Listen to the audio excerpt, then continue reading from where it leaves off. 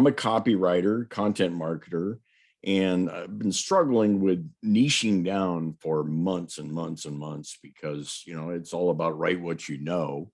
So I've been a generalist, and I know a lot of A-listers that are generalists, but I wanted your thoughts, and I love the whole concept of the dream client. You've really turned my brain around here. But Thank you. your thoughts on the niche situation.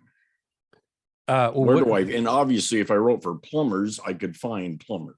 Are those people the people you want to hang out with on a dream island, or a deserted island, I should say? Well, see, and that's why I love the dream client thing, because I've written for 17 different industries. Yeah, I hear you. And there, but it's just obviously the learning curve of researching and all that. Yep. So you have any ideas on that?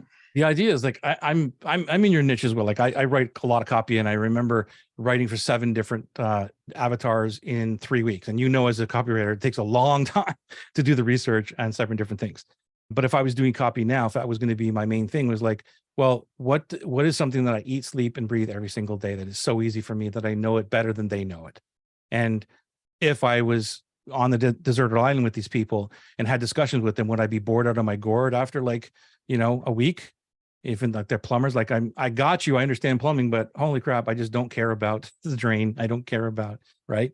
So the answer to me is very simple. Who do you want to spend your life and time with? Right. And that's a tough question for me, apparently. Okay, so do it the other way. Like take your 17 people or 17 markets and then say, who don't I want to spend my time with?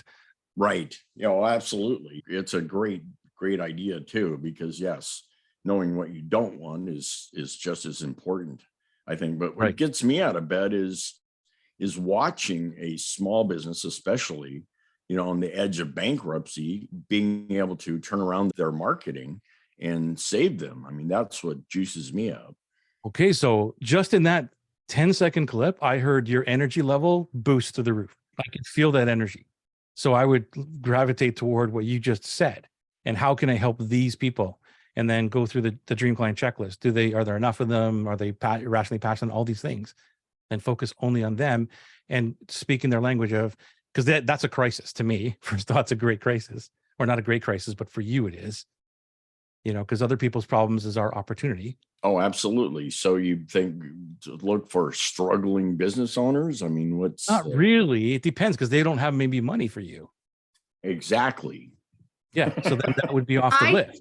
I think if I can just jump in here, something that I would focus on is people who have a business but can't write for themselves, because I know that there are a lot of people who are great at executing, a lot of people who are great at X, Y, and Z, and they have a successful business and they do have money to pay you. But the part where they struggle is they can't write their copy on their checkout. They can't write an email to save their life. They can't do these things. And that is keeping them stuck and not allowing them to scale. And I think that that's a great place of opportunity for you, Royce. Right. Perfect.